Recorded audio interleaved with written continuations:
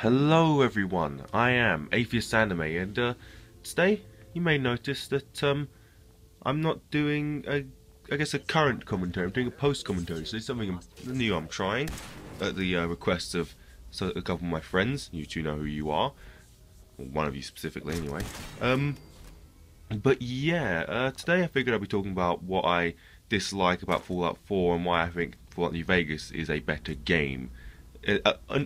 Like in a whole, basically, like overall, I think Fallout New Vegas is the better game of Fallout 4, and not to say that Fallout 4 is necessarily a bad game by any means. I just think, like I said, New Vegas is better overall, and it's usually just because of the things that Fallout 4 does which really irk me.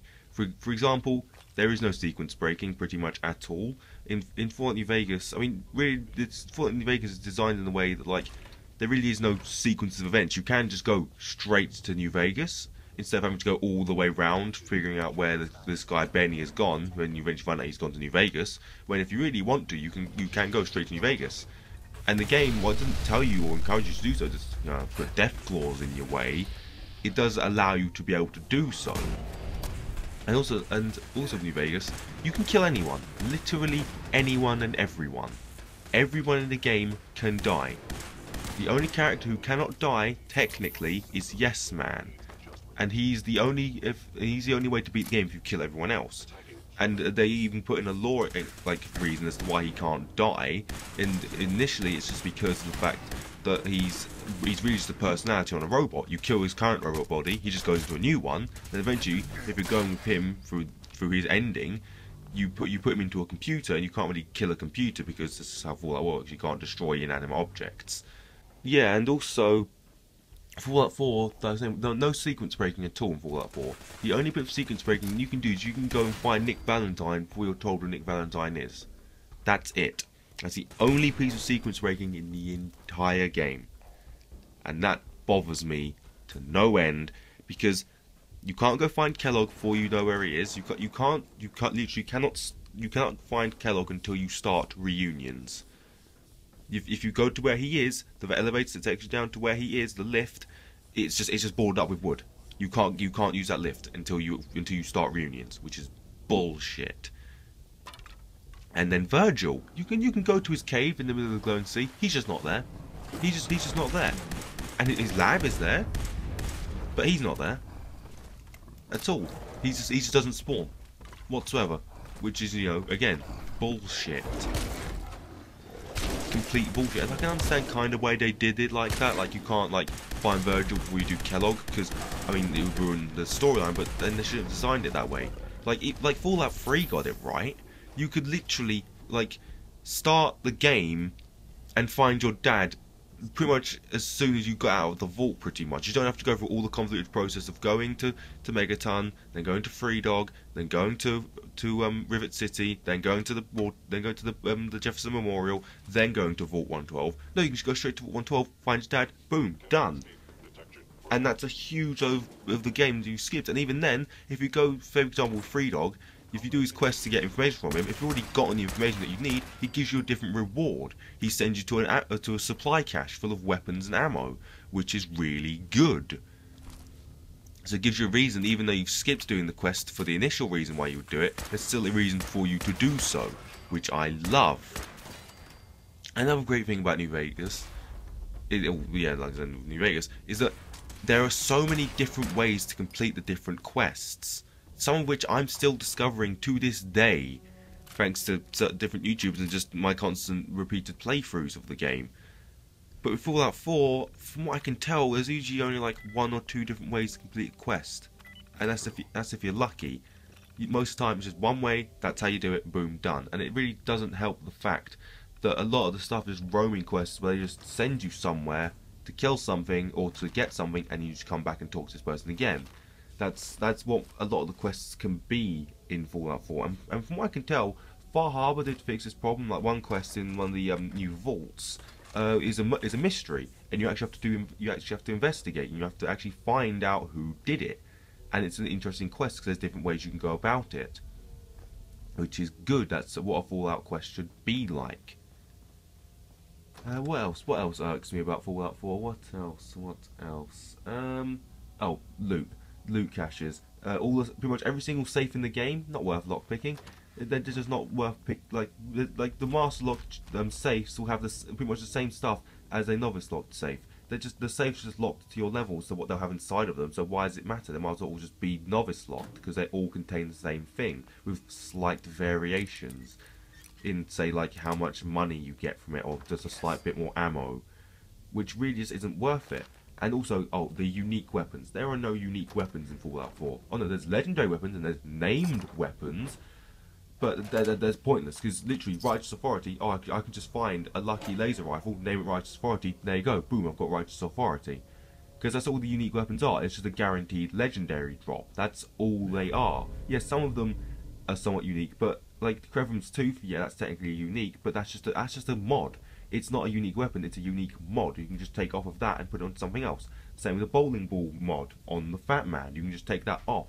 I'm not saying it's necessarily a bad thing, it is an interesting way. It means you can take these unique abilities and put them onto other weapons, but it kind of ruins the point of it being a unique weapon. Yeah, there are one or two weapons that are admittedly unique, like the Broadsider and the Shish Kebab and stuff like that. But even then, like the Broadsider, from what I can tell, is pretty much the only weapon you can only get, and the Broadside and Junk Jet, the only weapons you can only get one of in the entire game. And that pretty much means there's only two really unique weapons. But back in, say, Fallout 3, you could get a unique Chinese assault rifle, which just did more damage, but it was unique because it was the only version where you could get that kind of Chinese assault rifle. And different forms of Gatling lasers, all these weapons, which there's only one of that kind of weapon, and yeah. And with New Vegas did unique weapons brilliantly, in that they can usually have their own little individual effects, and they look different, like quite different, in fact. Like the unique sniper rifle, the Gobi Campaign Scout Rifle, it has a desert camo on it, so you can easily identify it. The Maria, the unique 9mm pistol, the Maria, has a complete unique kind of decal to it. It has like a whole religious kind of look to it. Even like the armors can be somewhat unique. Basically, what I'm trying to say is that Fallout 4 doesn't have unique weapons at all. It's just guaranteed legendary drops, which is just boring. It's frankly boring, because it just means that if I'm lucky enough, then I can just find these weapons anyway. It just removes the fact that it just stops them from being unique weapons. And basically, Fallout 4 it's still a good game. I still quite enjoy it. I like the characters and stuff. I like the companion system is. I'm not sure if it's really an improvement over Fallout New Vegas, because New Vegas did have a lot. It's similar to New Vegas in that both like the companions have their own personalities, likes, dislikes. They like you doing certain things, they dislike you doing other things, and eventually they'll grow closer to you, become friends, and you can eventually do a special quest for them where you can then cement your friendship with them. And I like that. But with most of the time, it's usually stuff that isn't that. Like with most of the companion quests in Fallout 4, it's very, very personal. Like it's very just linked to only affecting that companion. Like with Nick Valentine, it's just finding Eddie Winter. With Piper, just talking about her just dealing with her sister. With MacCready, I guess MacCready I like because his is actually doing something for someone else, not just something for him. But in New Vegas, boom, you save a refugee camp from a Legion raiding party.